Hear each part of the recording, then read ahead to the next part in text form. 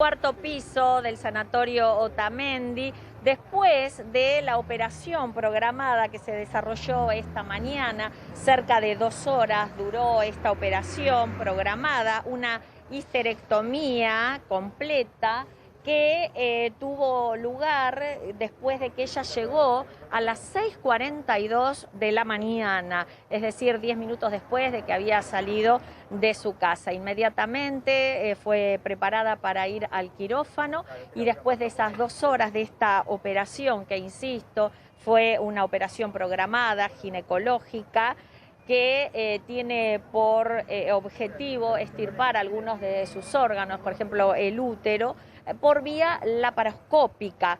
Esto porque es así, porque hubo un comunicado muy escueto que preparó la parte médica del hospital, perdón, del sanatorio Otamendi, mejor dicho, y que después fue distribuida por las autoridades del Senado de la Nación. Recordemos que es donde trabaja justamente la vicepresidenta de la Nación. En ese comunicado que firma la doctora Marisa Lanfrasconi, que es directora médica, se confirma que la operación fue por laparoscopía. ¿Qué significa esto? Que había 2 posibilidades de que esta operación, esta intervención se realizara. Una es por este sistema, el otro era por vía abdominal, y eso podía llevar a que el postoperatorio sea de varios días de internación, entre 3 y 5 días. Pero al confirmarse que esto fue una operación laparoscópica, posiblemente, y frente al desarrollo que también manifiesta este comunicado, que es una evolución normal de la salud, una recuperación que está teniendo en estos momentos buena, con esto significaría que la vicepresidenta pueda tal vez regresar a su casa y seguir la recuperación ya en su domicilio. De todas formas, va a tener que hacer reposo y seguramente no va a participar de lo que resta de la campaña con vistas a las elecciones del domingo 14 de noviembre. Lili. Lo que hay que decir también es que algunos Liliana, militantes ya llegaron aquí para manifestar su apoyo. Sí, Maxi, ¿cómo estás? Buenas tardes. Liliana, ¿cómo andás? Buenas tardes. Dejamos un segundito. Muy bien. Dejamos un segundito saludar. Sí. Muy buenas tardes a todos. Bienvenidos a la tarde de A24. ¿Cómo no? Bienvenidos a MMD. Estamos arrancando el programa. Te quiero hacer unas consultas, Lili, en el arranque. Ya vamos a estar hablando de lo que está pasando en este mediodía. Obviamente con la salud de la vicepresidenta, qué está sucediendo ahí en el Otamendi. También quiero hablar, está Eduardo Fidanza, un poquito sobre el rol de los expresidentes en este tramo final de la campaña, porque si mal no tengo entendido, esta operación de Cristina es una operación programada, que bueno, que justo se programó en estos días y que va a significar que Cristina, bueno, no participe prácticamente en este tramo final de campaña, pero ha participado muy poco también desde las PASO hasta ahora. Y en cambio, a Macri se lo ha visto muy protagónico por lo de Dolores y demás. Ahora vamos a hablar con Eduardo Fidanza. ¿Qué significa eso desde el punto de vista de lo que viene para el 14 de noviembre y para después del 14 de noviembre? También vamos a contar el tema del dólar a 200 pesos que hay detrás y cómo estamos en un dólar de crisis permanente, ¿no? Es el dólar de junio del 2002, del pico de la crisis de junio del 2002, pero ahí fue un mes. Acá estamos hace varios meses en esta situación y cómo puede seguir después del 14 de noviembre. Pero volvemos al tema Cristina, Liliana. Decías que hay pocos militantes que se han acercado porque fue algo, claro, totalmente imprevisto. Esto surgió en el día de hoy, ¿no? No lo habían comunicado antes.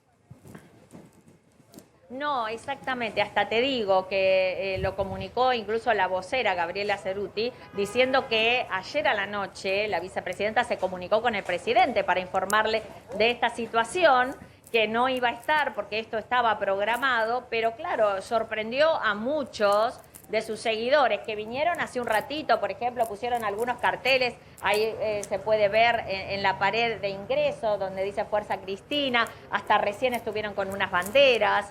Vinieron algunos jóvenes con las remeras de la Cámpora para darle su apoyo. Es decir, dan vueltas por aquí, están acá, pero claro, los sorprendió y mucho. Ella está en el 4º piso, incluso te digo que algunos se han acercado gritándole y mirando hacia el 4º piso para ver si ella se asomaba. Lógicamente esto no puede ser, porque tiene que estar en reposo por más que haya sido una operación laparoscópica. Pero sí lo que hay que confirmar, Maxi, es que era programada.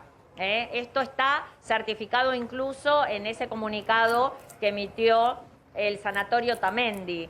Lo que sí hay que... Mira, un dato color te doy, porque sabés que hace un ratito hablamos con Eduardo Duhalde, porque vino aquí a ver a Chiche Duhalde, que está en el mismo piso que la vicepresidenta, con una operación también, en este caso de espalda, dijo, y que no le había salido muy bien. Pero la evolución de Cristina en estos momentos, según el parte médico, es bueno, es normal.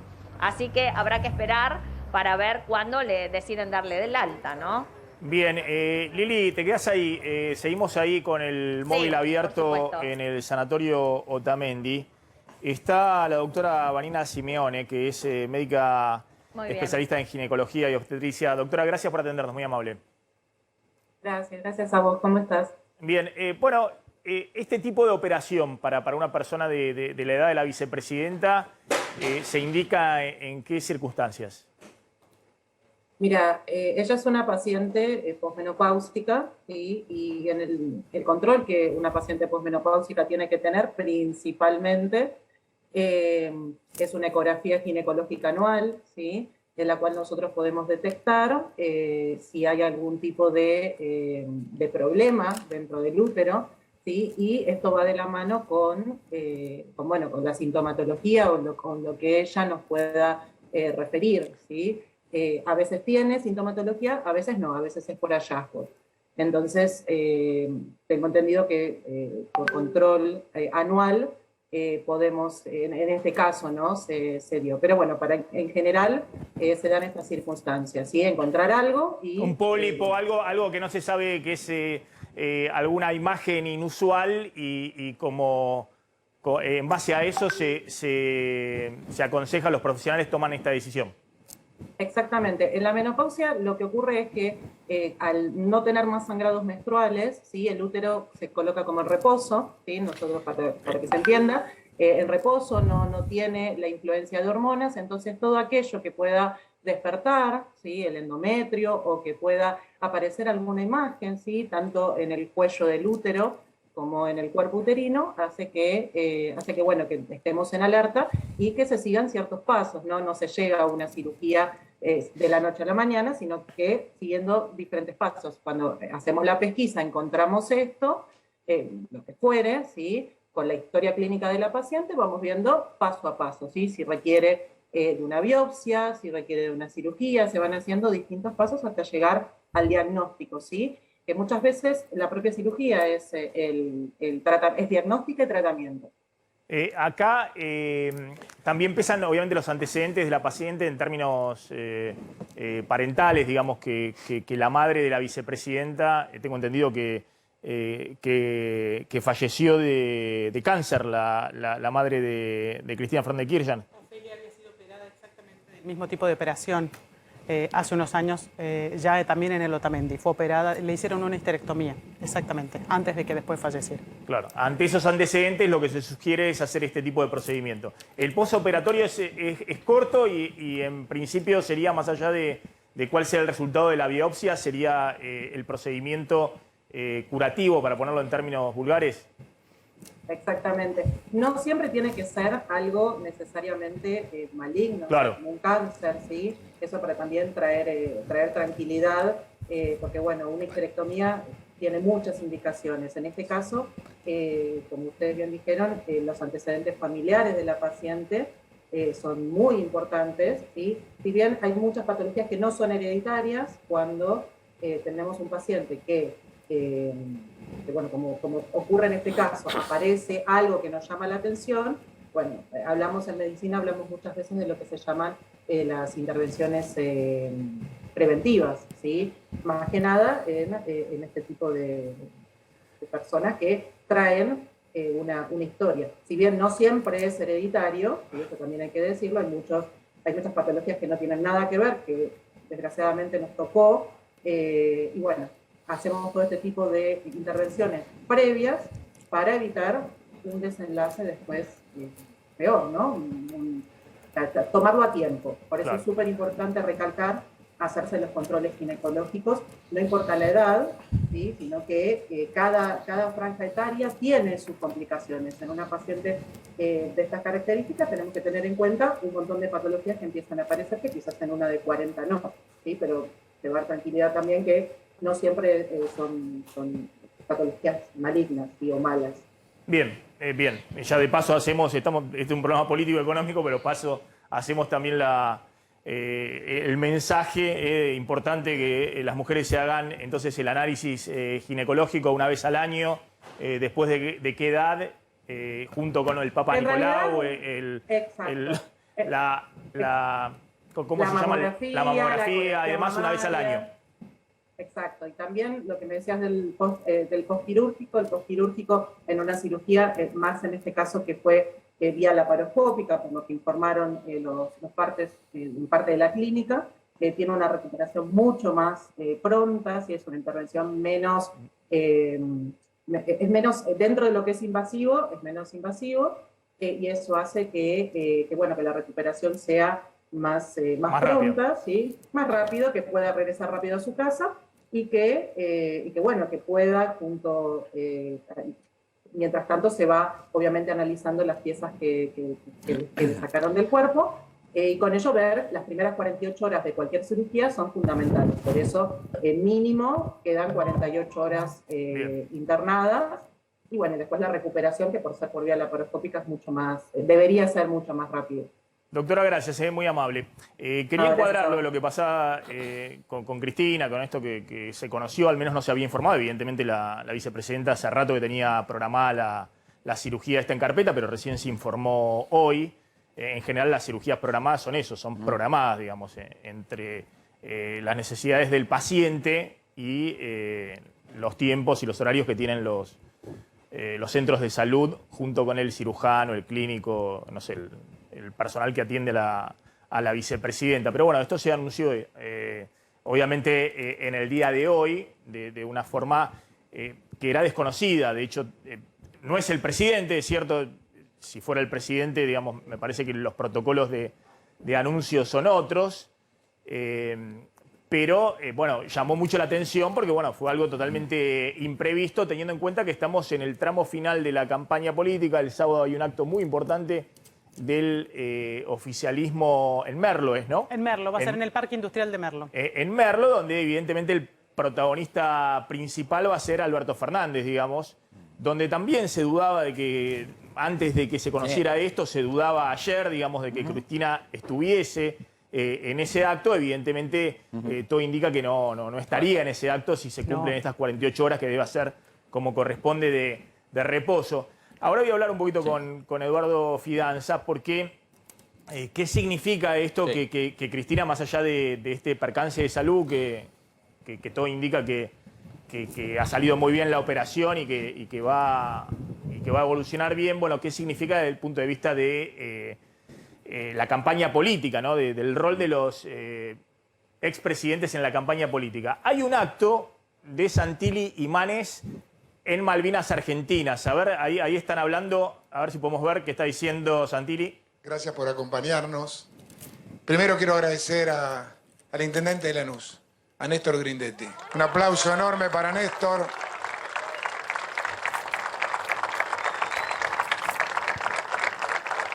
Que está acompañando a una familia de un hombre de la fuerza que perdió la vida hoy, un policía retirado.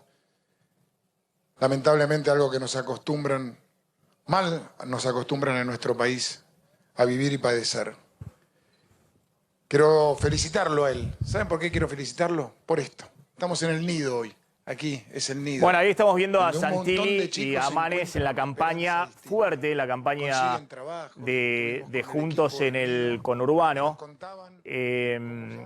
¿Dónde no ha estado Macri en la campaña de Santilli y Manes en el conurbano? Pero ahora vamos a ver, ha estado Macri muy activo con el resto de los candidatos. Ha tenido fotos recientemente con candidatos incluso con los cuales estaba distanciado: Frigerio en Entre Ríos, Carolina Lozada en Santa Fe, lo fue a ver a Juez también en Córdoba, y obviamente el rol que ha tenido, digamos, a partir de la citación judicial de Dolores y demás. Pero engancho con esto que decía de Cristina y de Macri. ¿Qué rol están cumpliendo, en todo caso, en la recta final de la campaña? Donde Cristina parece, hace rato, haberle dejado más el protagonismo a los candidatos y después de las PASO y a Alberto Fernández. Y Macri al revés. Macri se metió, digamos, apareció con sus apariciones televisivas, con entrevistas, el show de la doble citación en Dolores y declaraciones fuertes también que ha hecho respecto a las alianzas que tiene que hacer, que ahora las va a analizar Candelaria de la Sota, las alianzas que tendría que hacer en el 2023 Juntos por el Cambio. ¿Cómo estás viendo este escenario? Y no sé si alguna reflexión particular respecto a Cristina en este momento. Sí, vamos a ordenar. Sí. En primer lugar, la experiencia muestra que cuando los líderes políticos tienen episodios de salud, o familiares de ellos tienen episodios de salud, incluso si mueren, despiertan simpatía en la sociedad, porque es como que descendieran de ese lugar donde la gente los percibe a una vida con la cual el ciudadano medio se puede identificar, ¿no es cierto? Es decir, hemos enviudado, es decir, ha muerto un hijo, es decir, nos hemos enfermado. Y esto lo vimos en el caso de Menem cuando murió su hijo, lo vimos en Cristina cuando murió Néstor y lo vimos en los momentos de enfermedades. Eso es una. Dos, rol de las dos figuras políticas. Mira, según los datos de Poliarquía, la base dura de Cristina se redujo al 25%. La base dura de Macri se redujo todavía más al 17%. Es decir, entre los dos es el 40%. El 60% está por fuera. ¿Para qué sirven hoy los líderes Cristina y Macri? Para fidelizar los votos que tienen. Pero atención, para espantar los votos de los independientes. Entonces, tiene que ser necesariamente acotado su rol. Cristina coincide con esta operación, pero es lo que estás diciendo, Maxi. Ella baja el perfil porque conoce los datos del día 15. El gobierno va a perder. Por supuesto, después podemos ver la lectura, que es más compleja, pero en términos generales va a perder. En los momentos críticos, el dólar que mencionábamos a 200 pesos el año pasado, ella manda su carta y dice, la responsabilidad la tiene el presidente. Y ahí están los funcionarios que no funcionan. Entonces, la bajada de perfil de Cristina es, de alguna manera, esperable y nos da un indicio de lo que puede pasar el día después. Claro, ahí la pregunta es si este paso al costado en la campaña electoral, que es evidente de Cristina, más allá, obviamente, de esta situación de salud especial, de todas maneras, insisto, una operación programada que habrá que ver desde hace cuántas semanas lo sabía, por ahí no, por ahí fue... tal vez pudo elegir la fecha. Por ahí esta semana. Programada, pero conveniente con su estrategia del bajo perfil. Claro, antes de esta operación se hablaba de que el acto de Merlo, Cristina no iba a estar y que el protagonismo iba a ser de Alberto Fernández y los intendentes del justicialismo. Claro, la pregunta es, bueno, ¿qué pasa después del 15? ¿Cuál va a ser su rol después del 15? Si va a seguir siendo un rol más al costado, que gane protagonismo Alberto Fernández, o si le va a discutir fuertemente como hizo después las PASO. No, yo creo que acá hay dos cuestiones. Lo que Cristina Kirchner puede hacer con el capital político que le va a quedar, o sea, con su poder, lo que Cristina Kirchner no va a poder hacer, pero en la mitología de la grieta se le atribuye como posible. Yo no tengo duda que al bajo perfil va a seguir posiblemente una intervención de ella, como ocurrió después de la PASO. Pero el término es, la cuestión es si es al interior del gobierno o si eso va a significar una política del gobierno de profundizar alguna de sus líneas. Y ahí es donde yo veo los límites de Cristina. Después lo hablamos. Esperamos un momento porque está Santilli hablando, a ver, porque ayer habló Macri de las alianzas en el 2023, que Milei, que Esper y demás. A ver qué dice Santilli. Que vayan a fondo. Porque el tiempo es hoy. El tiempo de ustedes es hoy. Son ahora ustedes los que pueden liderar este proceso de cambio. Ese cambio que necesitamos para construir la provincia, para construir el país que queremos. Es hoy el tiempo de los jóvenes. Es el 14 de noviembre, luchando por ese municipio, por esa provincia, por más educación, por más trabajo, por más seguridad, por vivir en paz, por ser libres. Construyan el futuro, sean dueños del futuro, empiecen a caminarlo. Vamos que podemos, vamos a acompañar. Gracias de corazón, muchas gracias. Bueno, ahí está Santilli. Engancho, Candelaria, no sé si tenías alguna información adicional con lo que hablamos de Cristina, digamos, de que esto... No, quería agregarte sí. que nosotros nos enteramos anoche a última hora de la internación de la vicepresidenta, que era hoy por la mañana, pero incluso para los periodistas que estamos acreditados en Casa Rosada y que seguimos este minuto a minuto, fue una sorpresa. Evidentemente la información se guardó bajo 7 llaves. En el gobierno había mucha incertidumbre y se dijo muy poco al respecto hoy. La portavoz Gabriela Cerruti simplemente dijo que el presidente le mandaba un cariño, que estaban en comunicación y que se espera entre 3 y 5 días de internación. Ahora, lo que vos decías de Mauricio Macri hizo mucho ruido dentro de Juntos por el Cambio, porque... Esperamos un segundito, para completarlo de Cristina, hay un tuit de Alberto Fernández, ¿no? No sé si tenemos el tuit para mostrarlo. Alberto Fernández la saludó por tuit. A Cristina Fernández de Kirchner hoy le deseó lo mejor, le dijo que le mandaba todo su cariño, y lo tenemos en pantalla, todo mi cariño, te deseo una pronta recuperación, nos vemos pronto, besos, fuerza Cristina. Recordemos que después del 14, bueno, prácticamente hubo un solo acto oficial en Casa Rosada, ¿se acuerdan cuando se hizo un anuncio? Hubo uno solo, que fue cuando asumió el nuevo jefe de gabinete, el recambio de ministros, cuando asumió Mansur, que se hizo en el Museo del Bicentenario, en el que participaron el presidente y la vicepresidenta, los dos juntos. Sí. Con seños muy adustos, muy distantes, y después no hubo otros encuentros. Se dice que no hablan muy seguido. Y no hubo acto de juntos, de campaña, como sí hubo.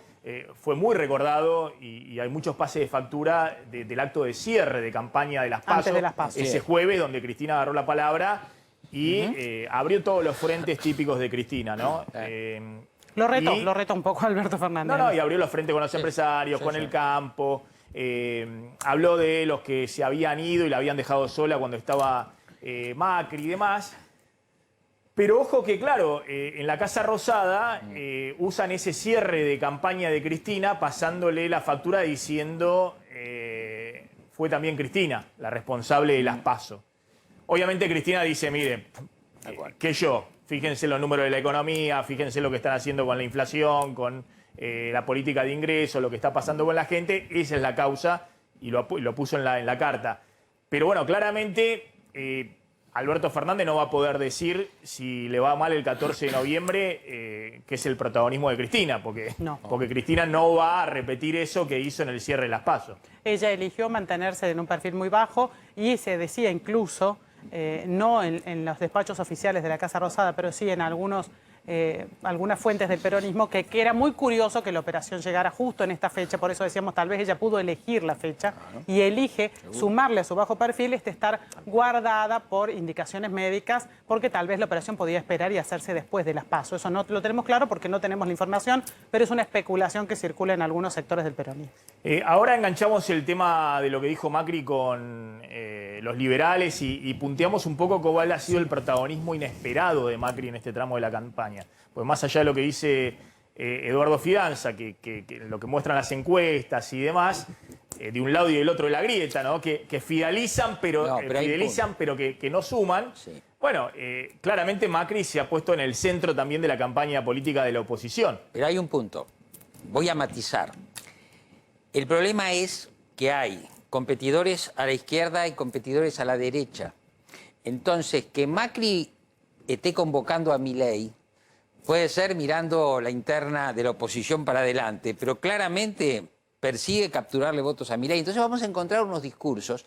¿Cómo se ganan las elecciones? Con los que se llaman partidos atrapa todo, catch all party. Entonces no nos puede sorprender que el jefe de gobierno un día hable de monopolios y que su socio, a pesar de que tiene intención, lo convoque a Milei. Están tratando de agarrar un espectro amplio. Veamos este acto... Claro, la reta, algunos dicen, se kirchnerizó, está hablando de monopolio. Pero es que hay que captar votos a derecha y a izquierda. Y otro eje más, otro clivaje más, como dicen los politólogos. La política, el establishment de la política y los que están fuera de la política. Este caso, ¿por qué se lo necesita a Manes? Porque Manes es aire fresco en relación con el establishment de la política. Entonces lo necesitas poner a Manes adentro, necesitas decir algo para la izquierda, necesitas decir algo para la derecha, porque las dos coaliciones tuvieron el 90% de los votos en 2019 y ahora tuvieron el 70%, Maxi. Así que hay muchos afuera que los dos principales competidores quieren poner adentro. Esperamos un segundito, porque ahora voy a ir al tema ese de Macri, la oposición, bueno, cómo quedan plantados. Sí. Pero vamos a hablar un poquito de economía y de lo que está pasando con el dólar a 200. Está Juan Napoli, del Banco de Valores. Juan, gracias por atendernos como siempre. ¿Qué estás viendo en este momento en el mercado? Porque cuando hablamos del dólar a 200, en realidad es el dólar blue, ¿no? Que está ahí en 199, obviamente en ciudades del resto del país está arriba de 200 pesos el dólar blue.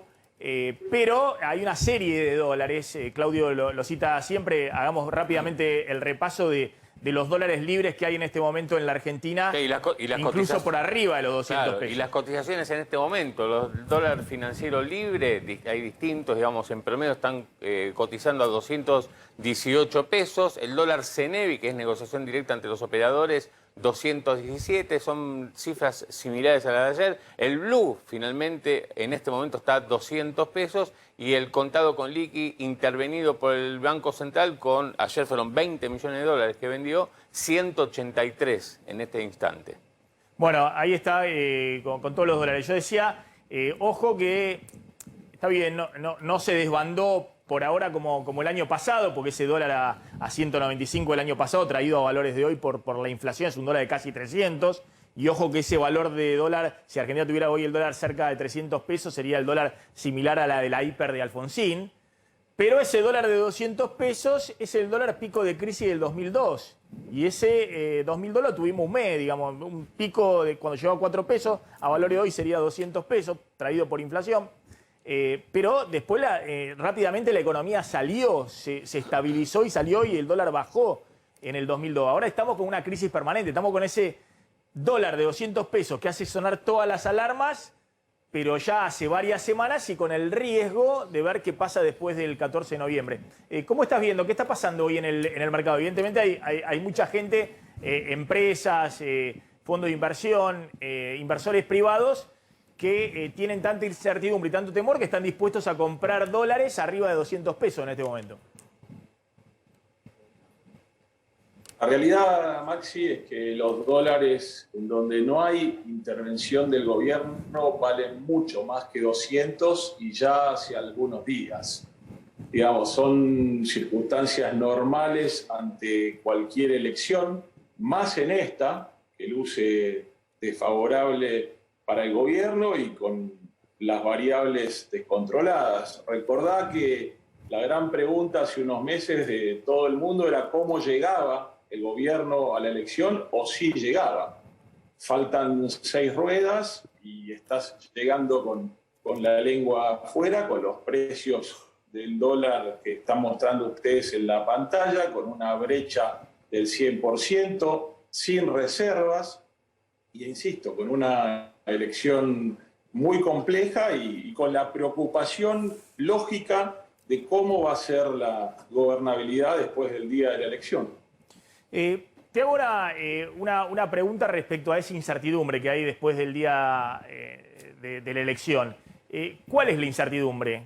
¿Quién asume el liderazgo del gobierno? ¿Si hay acuerdo o no con el Fondo Monetario? ¿Cuál va a ser el plan económico? Si se sigue en un sendero de reducción del déficit fiscal, la emisión monetaria. Si hay una aceleración del crawl-impec. ¿Cuál es la incertidumbre? En principio, tenés una alianza peronista gobernante con mucha tensión entre ellos. Tenés una necesidad de dólares para el año que viene de entre 12 y 14 mil millones que no está cerrando por ningún lado. Recordá que este año lo pudiste lograr con el aporte solidario y con el precio de los commodities. Situación no esperada en ninguna de los dos casos para el año próximo. Y tenés una necesidad de pesos que solamente está cerrando con una emisión. Estás emitiendo 300 mil millones de pesos, la mitad de eso para financiar el déficit del Tesoro y la mitad para pagar intereses de tu propia deuda. Con lo cual, esto implica que se te desajusta cada vez más la macro, te presiona sobre los tipos de cambios no oficiales y sobre todo sobre la brecha, y te consolida una inflación alta. Entonces, más lo que acabas de señalar del acuerdo con el fondo, que tampoco parecería haber un desenlace, digamos, próximo. Yo igual estimo que va a haber un acuerdo con el fondo, no lo veo en el corto plazo, en definitiva va a ser una decisión, yo creo, del Tesoro americano, de la Secretaría de Estado, en definitiva, y un acuerdo solamente para salir del paso y evitar un default. Juan, gracias. Como siempre, muy interesante escucharte. Anclo simplemente con esto, ¿no? Con los números de los dólares que ingresaron este año a la Argentina. Récord histórico de ingreso de dólares a la Argentina, de agrodólares, de dólares del complejo sojero, del complejo cerealero. En los 10 primeros meses del año, ingresaron al país más de 28.000 millones de dólares. Es récord histórico. Una vez la serie histórica desde el 2003 de ingreso de dólares a la Argentina, y efectivamente no hubo ningún año desde que se hace esta estadística, desde el 2003, que hayan ingresado tantos dólares a la Argentina. Y sin embargo, estamos en un escenario en el cual el Banco Central está sin dólares en las reservas, va a terminar el año con la misma cantidad de dólares que empezó, y estas cotizaciones de los dólares alternativos, algunos en los cuales interviene el Banco Central, como este contado con liqui, este es el intervenido, que estaría arriba de los 183 pesos, si no fuera porque el Banco Central vende todos los días parte de las reservas, 20 millones de dólares por día. Entonces, parte de la incertidumbre grande es que difícilmente se repita el año que viene el ingreso récord de dólares que tuvimos este año, y la pregunta es cómo vas a hacer para efectivamente estabilizar el escenario, que haya hacia adelante más dólares en la Argentina y menos pesos dando vuelta, para que no presionen efectivamente sobre el mercado cambiario. Pero ese gráfico que muestra año a año el ingreso de dólares del complejo sojero en la Argentina, la verdad que es muy fuerte, porque muestra que si no hubiese sido por esos dólares que ingresaron, bueno, claramente tendría que haber cerrado rápidamente a principio de año el acuerdo con el Fondo Monetario. Fíjense, desde el 2003 no hay un solo año, aún con años excepcionales, como fue todo el año, a partir de acá estaban los dólares a la soja 500 dólares, en 2008, ¿se acuerdan? Llegó a 600 dólares, tocó con la crisis del campo y demás. Bueno, los 10 primeros meses habían ingresado 19.400 millones de dólares a la Argentina. En los 10 primeros meses de este año ingresaron 28.000 millones de dólares. Todo el año van a ingresar más de 30.000 millones de dólares a la Argentina del complejo cerealero. En el 2011, que fue otro año excepcional, fue el récord de exportaciones de la Argentina de la última década. 2011 habían ingresado del complejo agroexportador 22.000 millones de dólares. Este año ingresaron 28.000 millones de dólares a la Argentina. Y aún así estás llegando a fin de año sin dólar en la reserva y viendo cómo haces para frenar la disparada del tipo de cambio. Vuelvo al tema político, a lo que estamos hablando con Eduardo Fidanza y con Candelaria de la Sota, pero antes paso, me está llamando Liliana Caruso en el móvil, ahí en el sanatorio Otamendi. ¿Qué novedades hay ahí? Liliana, te estamos escuchando. Sí, Maxi, exactamente. Aquí cada vez está llegando más gente para apoyar a Cristina, para darle su apoyo. De vez en cuando pasan, gritan, circulan. Pero lo cierto, lo que hay que contar es que nos dicen que en la habitación 410, donde está Cristina, está ella sola descansando en este momento. No ha tenido visitas de ningún tipo, aunque no se descarta que durante el día venga por lo menos su hijo Máximo a verla. Todo depende igual, Maxi, nos dicen, de la evolución que tenga. La evolución es buena, pero hay que ver si los médicos determinan que puede volver mañana a su casa. Hoy va a quedar aquí internada seguramente, no hay nada previsto de que le den el alta hoy, sino por lo menos que se quede. Van a ver cómo sigue la evolución en el día de mañana, y el doctor Gorosito, que es el el médico que encabezó esta operación la va a ver seguramente por la tarde y va a determinar cómo va a ser el procedimiento de ahora en más. Y lo que hay que decir también es que cuando ella vino, lo hizo también sola, acompañada de su custodia que lógicamente sigue en el cuarto piso, como te decía, y que no se ha movido de este lugar. Así que esperamos más novedades por parte de los médicos. Por ahora no hay ningún viso de que se haga un segundo informe médico, por lo menos en el día de hoy, quizás tal vez mañana, pero seguimos aquí aguardando, Maxi. Bien, gracias Liliana. Ya vas a contar, Candelaria, cómo va a ser entonces el cierre de campaña en Merlo de Alberto Fernández con Kicillof y con los intendentes, evidentemente sin Cristina. Y ya vamos a hablar de otro de los temas del día, qué está pasando con el precio de los medicamentos y la pulseada que hay entre el gobierno y los laboratorios, ahora este frente que se ha abierto por el precio de los medicamentos. Pero antes de ir al tema político, a lo que decíamos de cómo se planta la oposición, miren lo que son estos números de lo que ha pasado en el mercado laboral desde el inicio de la pandemia, pues son muy impactantes, lo dio a conocer ayer el SIPA, el Sistema Integrado Previsional Argentino, es decir, los datos que se recaban del sistema previsional, las altas y las bajas de los asalariados formales en la Argentina, ya sea que trabajen en el sector público o en el sector privado. En el sector privado obviamente son los puestos de más calidad, los de relación de dependencia, privados en blanco, formales.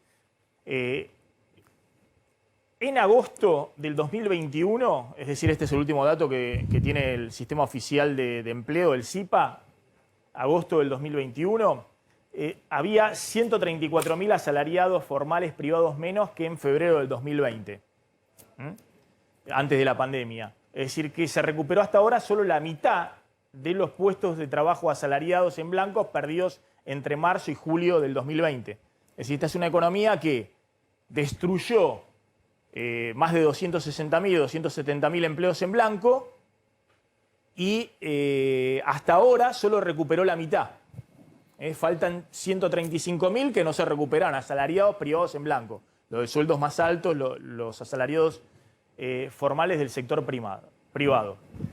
La siguiente placa muestra qué pasó en el sector público, en el empleo público, nación, provincias y municipios, subió en casi 115.000 puestos de trabajo desde febrero del año pasado, es decir, desde que estalló la pandemia.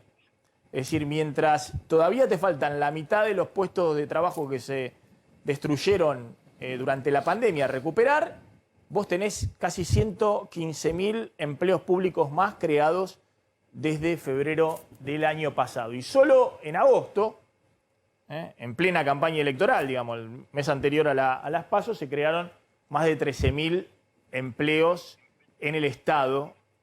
El SIPA pone agregado, pone empleado público, puede ser nación, provincia o municipio, fundamentalmente son provincias y municipios. Fíjense el gráfico, es muy impactante, este gráfico que siempre mostramos. Este es el empleo público en la Argentina y este es el empleo privado. Vamos primero por el empleo privado. El empleo privado venía prácticamente estancado en la última década, tuvo algún incremento sobre el final del gobierno de Cristina, vuelve a caer al inicio del gobierno de Macri, tiene un incremento en 2017 que alcanza el máximo de empleo privado y desde marzo del 2018 que llega al máximo de 6.300.000 empleados en blanco en la Argentina, asalariados formales en el sector privado, 6.300.000 en marzo de 2018, empieza la destrucción con la crisis de Macri, ¿no? La devaluación, la recesión y la disparada inflacionaria de los dos últimos años de gobierno de Macri. Durante el gobierno, esos año y medio, los últimos 2 años de gobierno de Macri, se pierden casi 300.000 puestos de trabajo asalariados en blanco. Llega la pandemia acá y se derrumban otros 270.000 empleos en blanco. Fíjense lo que es esta línea, es impactante. Fíjense que cuando empieza la pandemia había 6.050.000 empleos, se habían perdido 270.000 empleos respecto a marzo del 2018. En el pico, bueno, estabas acá. Habías perdido sobre esto que ya habías perdido con Macri, 270.000, perdiste otros 270.000, 280.000 empleos. El último dato de agosto muestra que el empleo privado asalariado formal en blanco está en 5.894.000. Es decir, recuperaste la mitad de lo que perdiste en este derrumbe total de la pandemia. Pero todavía estás por debajo del nivel de prepandemia, lo que hablamos recién. 135.000 empleos menos que en el prepandemia, que era acá. Ahora, fíjense dónde estamos. Estamos acá. 5 millones, pongamos 5.900.000 empleos asalariados en blanco. Fíjense lo que había en la Argentina en enero 2012, al inicio de esta serie, enero 2012. Había 6.100.000 empleos en blanco en el sector asalariado privado formal. ¿Se entiende? Tuvimos prácticamente una década de estancamiento, más allá de una suba transitoria sobre el final del gobierno de Cristina, y sobre el 2017, con el único año de crecimiento con Macri, y desde entonces un derrumbe terrible del empleo privado formal. En particular, el empleo asalariado en el sector público es este, que se mide contra este eje. El otro es contra aquel eje. Había 2,5 millones de empleados públicos en enero del 2012, al inicio de esta serie. Fíjense, sin interrumpido el crecimiento, llega la pandemia y sigue creciendo. Hoy hay 3.300.000, casi 80.000 empleos en el sector público total, en el Estado consolidado, nación, provincia y municipio. Con lo cual, paso en limpio, hoy estás en una situación donde tenés 800.000 asalariados en el sector público, más de lo que había en el 2012, 800.000 más en el sector público en sus tres niveles, nación, provincia y municipios, y tenés 200.000 empleados menos de lo que tenías en el sector privado asalariado formal. ¿Se entiende? Bueno, ¿cómo se resuelve esto? Es el gran tema. Tenés que salir del escenario de crisis permanente, tenés que dar señales claras, tenés que, bueno, hacer un montón de cosas que efectivamente la dirigencia política argentina no viene haciendo. Pero esto es una catástrofe. Porque obviamente, más allá de cuál sea tu ideología, más liberal, más intervencionista, lo que bueno, esto es insostenible, digamos. Insostenible es que vos tengas cada vez más empleo en el sector público y cada vez menos empleo en el sector privado con todos los aportes, ¿no? El asalariado privado formal. Y esa tendencia es mucho más grosera, mucho más impactante en lo que ha ocurrido a partir de los últimos 4 años. Fíjense, esto es último año y medio de Macri, una caída pero con una pendiente enorme. Esto es la pandemia, esto es la recuperación a medias de salida de pandemia. Y este es el crecimiento del empleo público en los últimos 4 años en la Argentina. No. ¿Querías plantear algo? Sí, esto es muy interesante, porque hay que agregar algo, Maxi, que vos lo venís diciendo también, ustedes lo dicen. Además de esta evolución del salario público y privado, desde 2015 el promedio del valor de los salarios públicos y privados está cayendo. Entonces, no solamente en el empleo privado se pierden puestos de trabajo, sino que además desciende el valor del salario en dólares por la crisis. Respecto al empleo público, es muy interesante. Nosotros dimos a conocer una estadística donde el empleado público vota, no tengo el dato exacto, vota al oficialismo en mucha mayor proporción que el empleado privado. O sea, el empleado público es oficialista, el empleado privado es opositor. Pero atención, tampoco es que el empleo público la tiene fácil, porque son empleos de baja productividad, son empleos donde desciende el valor. Y hay otro fenómeno que vincula mucho con la política y de alguna manera muestra el fracaso del modelo estatista que se inicia en 2001-2002 después de la crisis, que la proporción del gasto público en el PBI pasa de 25% en 2016-15 al 48%, después desciende. Pero a ver, en paralelo caen los salarios, aumenta la pobreza. Entonces estás en un punto y entonces se explica que en los focus groups mucha gente empiece a pedir empleo y empleo privado. y que los hijos de los empleados públicos a veces aspiran al empleo público, pero quieren el empleo privado, y la gente empieza a tener una posición más crítica con el Estado. Y te agrego más, lo que yo llamo Milton Friedman en el barrio. Mucha gente nos dice, ahora nos dan todo esto, para darnos todo esto emiten, y dentro de 3 meses lo pagamos con inflación. Así que estamos en un escenario interesante y complicado. De todas maneras, eso que veíamos ahí en el gráfico, es evidente a partir del año 2007-2008. Es decir, cuando el empleo privado deja de generar, porque entre 2003 y 2007 generaste récord de puestos de trabajo en el sector privado, y además de crecimiento salarial y demás. Dijiste algo muy importante que yo creo... Eso cuando se agota el modelo, entre comillas, exitoso de crecimiento el primer kirchnerismo. Claro. Cuando se agota ese modelo de crecimiento, se lo compensa con el sector público. Perdóname que te y complete. eso continúa... Pero vos dijiste una cosa muy importante. Aún en el gobierno de Macri. Muy importante para diagnosticar el problema argentino. Los gobiernos de distinto signo ideológico terminan fracasando frente a esto, porque es el límite que la estructura económica argentina está mostrando después de una década de esta inflación. Entonces ahí hay que ver si el otro tema interesante que planteas es cuando yo hablo, podemos mostrar el gráfico que estaba mostrando, cuando hablo del crecimiento muy importante del empleo público aún durante la pandemia, también hablamos nosotros permanentemente de que sí, hay más empleado público, pero hace 4 años que el salario real de los empleados públicos cae más que en el sector privado. Exactamente. Es decir, que el ajuste, es decir, hay más empleados que se reparten una torta más chica, porque de hecho el gasto salarial de la Administración Pública Nacional hoy pesa menos en el gasto público total de lo que pasaba 5 años atrás. ¿Se entiende? Totalmente. Es decir, porque se usa la manera de licuación inflacionaria. Entonces, tenés más empleados, pero que gastan, y sobre todo en provincias y que ganan como sueldos en provincias y municipios, salarios muy bajos,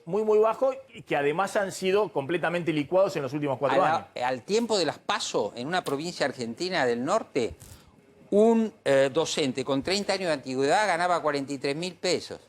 Entonces ahí tenés un problema. Y después tenés un problema político adicional, que es la situación de estos salarios en relación con el tema de los planes. Ese es otro punto. Pero bueno. A ver, hay un último momento. Candelaria, ¿de qué se trata este último momento? Sí, contémoslo. Porque mira, Maxi, tenemos un tuit que nos comunica que el Frente de Todos cambiaría la fecha de su acto. Ahí está, el Frente de Todos puso este tuit. El acto final de campaña del Frente de Todos será el día 11 de noviembre en Merlo. Hashtag voto a voto, porque no va a ser este sábado como estaba previsto.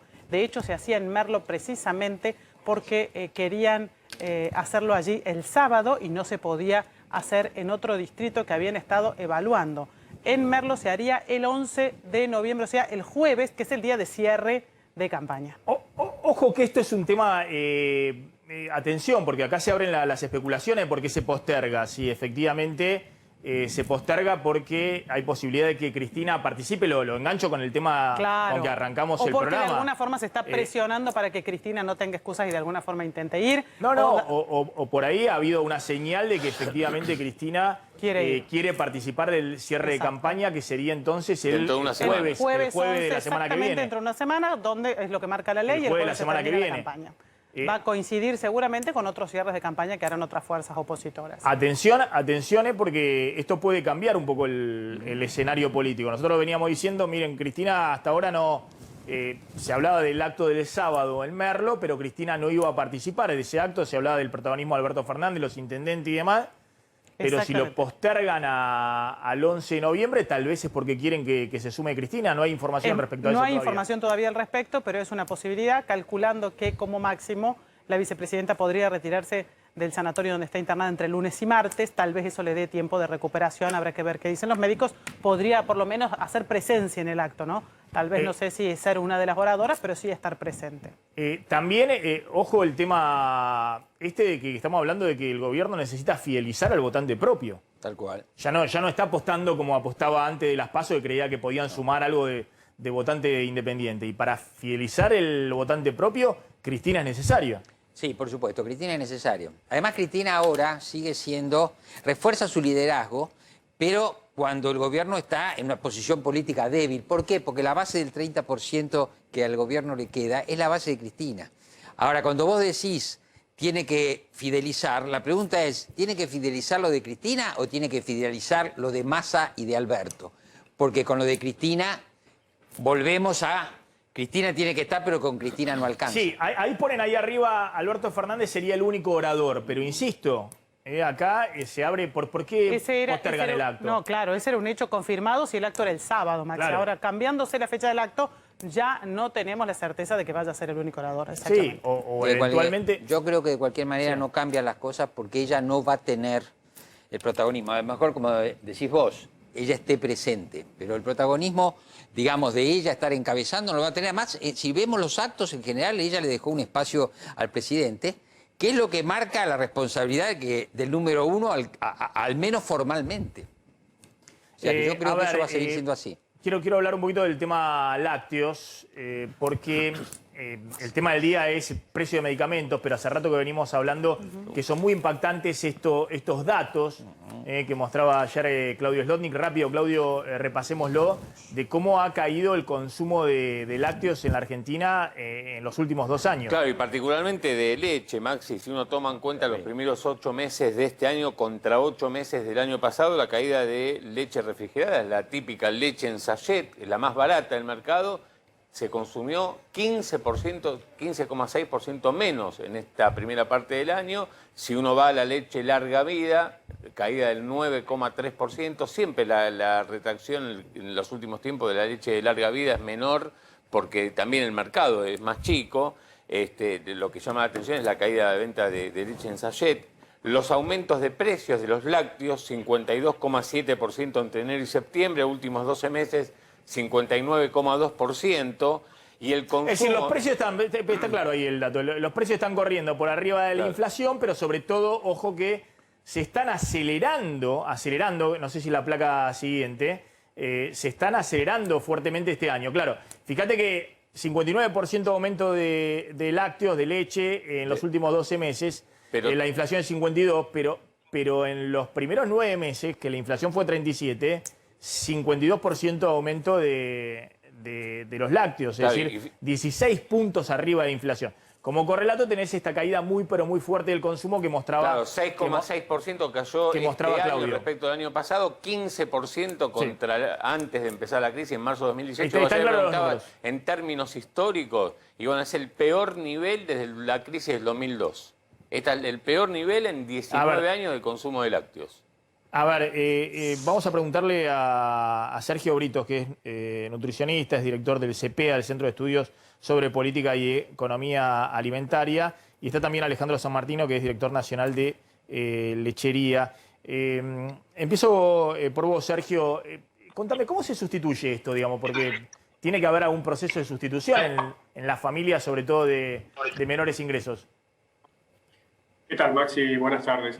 En realidad, el proceso de sustitución, obviamente, seguramente ocurre cuando las familias no pueden comprar leche, se priva de leche, sobre todo uno de los momentos más importantes del día en términos nutricionales, que es el desayuno de los chicos, y esto implica que probablemente los chicos y la familia en definitiva consuma un mate cocido sin leche, con apenas un poquitito de leche o digamos directamente nada. Muchas veces se sustituye hasta con bebidas azucaradas, lo cual es peor todavía.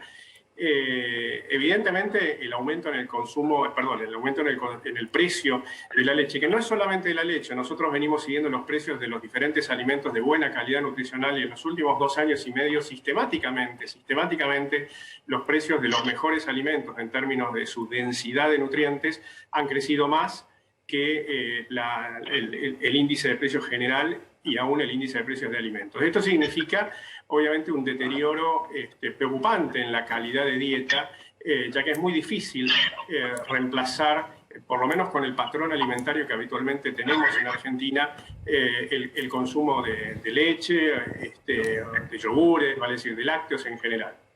Ahora, también vemos que hay un aumento de precios de los sustitutos de los lácteos, ¿no?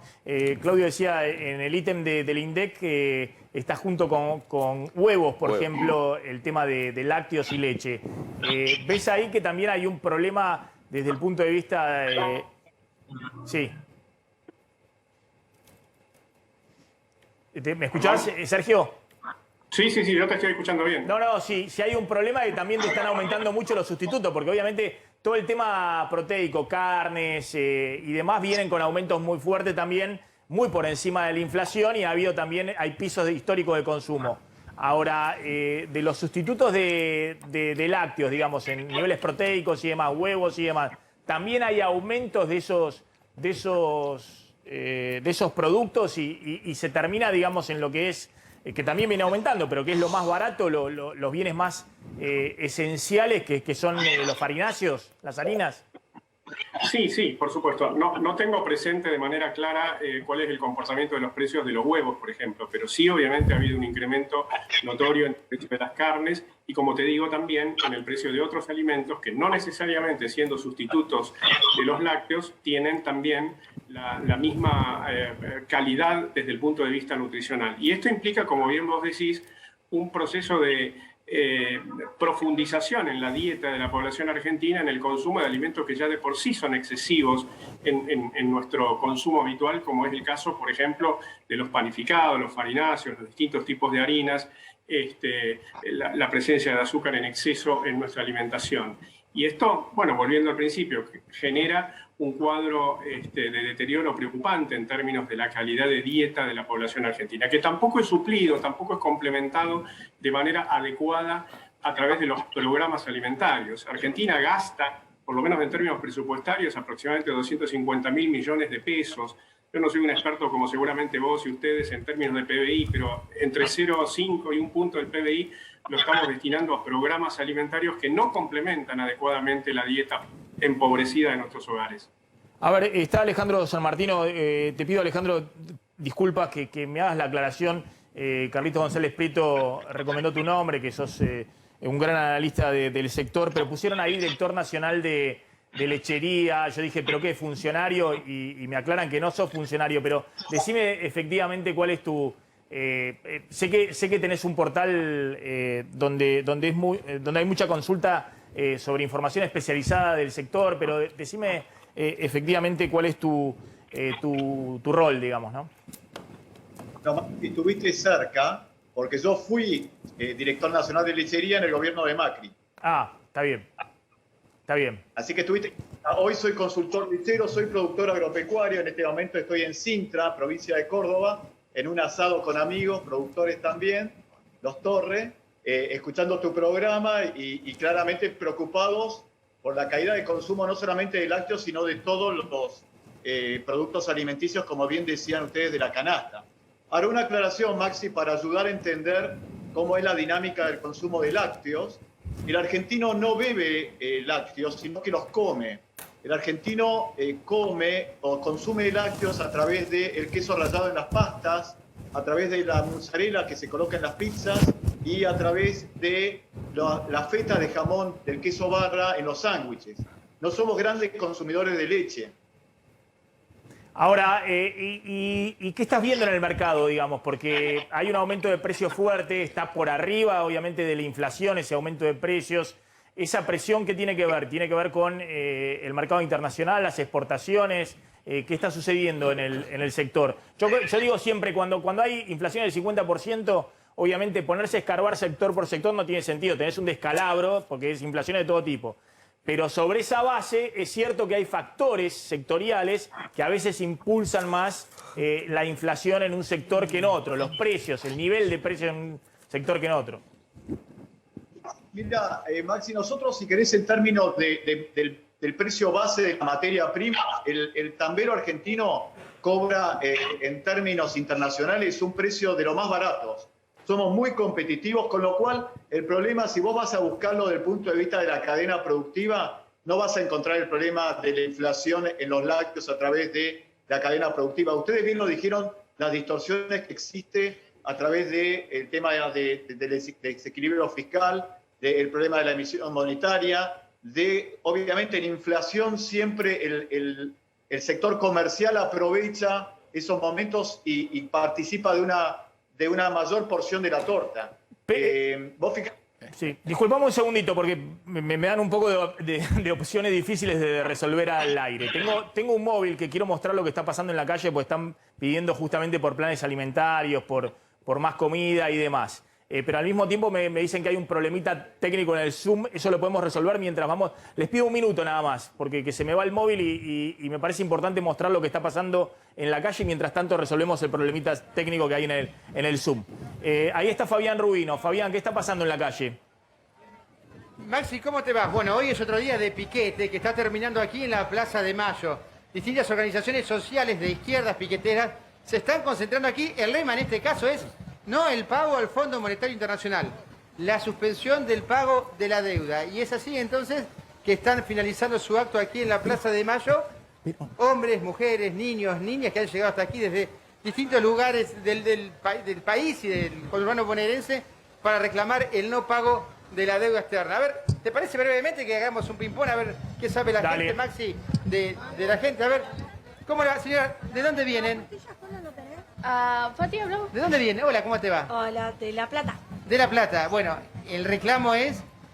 No sé. Por ahora no sabemos. No. Bueno, ¿vos también venís de La Plata? Sí, vengo con ella. ¿Y qué vienen a pasear, a dar una vueltita? No, pero... Sí. Bueno, muy bien.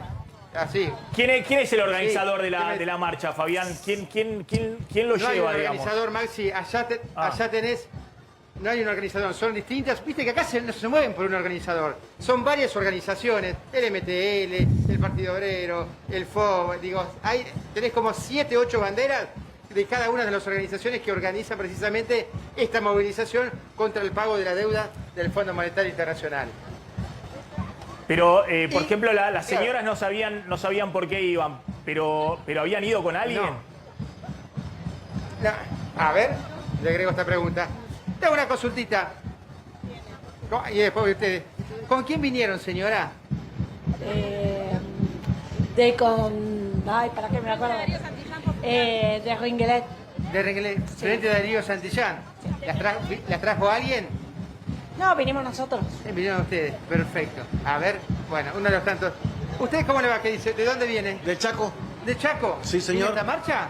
No, vinimos por otro tema, que somos los excluidos del Chaco, ¿cierto? Ah. Vinimos a manifestarnos acá para que nos atiendan el desarrollo social de la nación. Ah, y de paso aprovechar... Pero estuvimos escuchando que fuera el Fondo Monetario Internacional, ¿no? Claro. ¿Y ustedes son de Chaco? ¿Son excluidos de Chaco? Sí. ¿Y qué tipo de reclamo vienen a realizar acá? Y acá vinimos, ya con estas son 10 veces que vinimos a reclamarle, digamos, a desarrollo social la ayuda que le da a todo el mundo, ¿entendés? Claro, muy amable, señor. Bueno, nos encontramos también con otro tipo de reclamo aquí en la Plaza de Mayo. Mirá, Maxi, ahora ha terminado justamente la movilización aquí en Plaza de Mayo.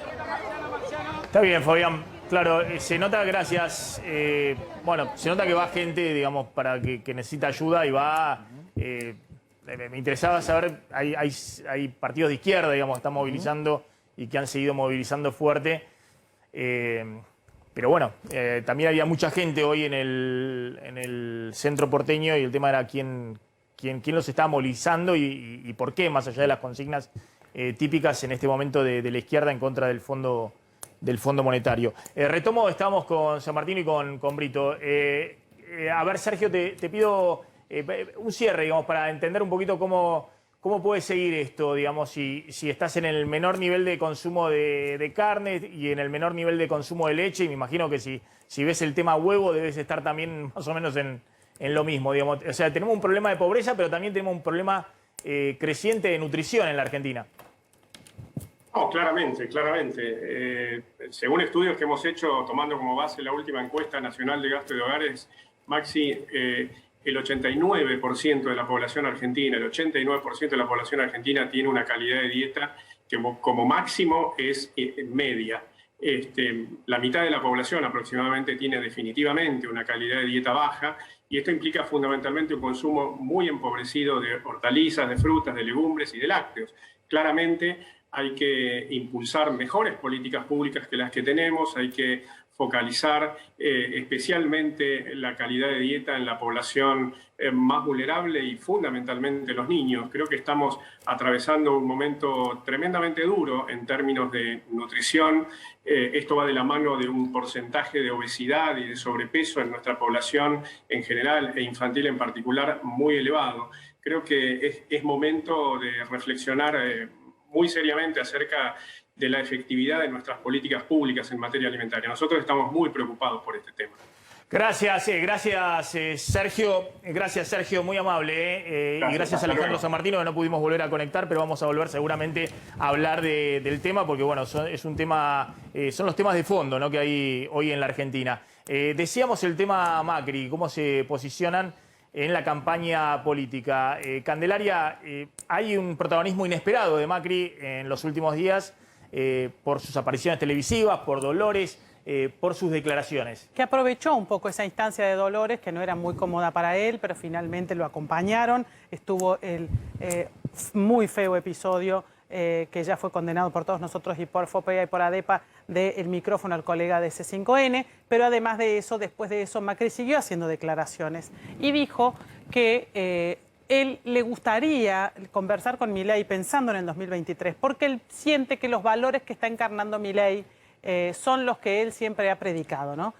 Ahí lo tenemos exactamente. Ojalá podamos confluir en una propuesta en 2023 única, que ellos se sientan cómodos como para participar. Ahora, generó una suerte de discrepancia en el seno de Juntos, por lo menos podríamos hablar de eso, porque hoy María Eugenia Vidal salió a decir que no es momento para hablar de acuerdos con quienes estén por fuera del espacio de Juntos para el Cambio, que hay una cantidad de partidos políticos que constituyen Juntos para el Cambio y que ella respeta en esta instancia de las elecciones legislativas esos acuerdos y que no le parece prudente ya estar pensando en cuáles van a ser las alianzas para el 2023. Así que Macri instaló una polémica, ¿no?, en el seno de su espacio político. Es fuerte esto que plantea Macri, porque de alguna manera, si bien puede ser un poco lo que plantea también Eduardo Fidanza, hoy está tratando de sumar por todos lados, pero también lo levanta a Milei y lo levanta a Esper, digamos, en su propio electorado, sobre todo porque dice también esto: las ideas que expresa Milei son las que siempre he expresado,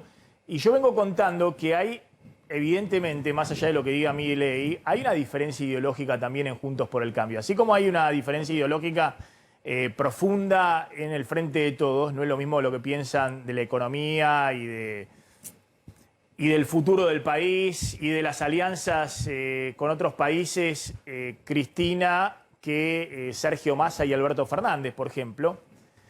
No es lo mismo lo que opinan respecto a la economía, respecto al aborto, respecto al cambio climático, respecto a las vacunas, respecto a un montón de temas, distintos sectores dentro de Juntos por el Cambio.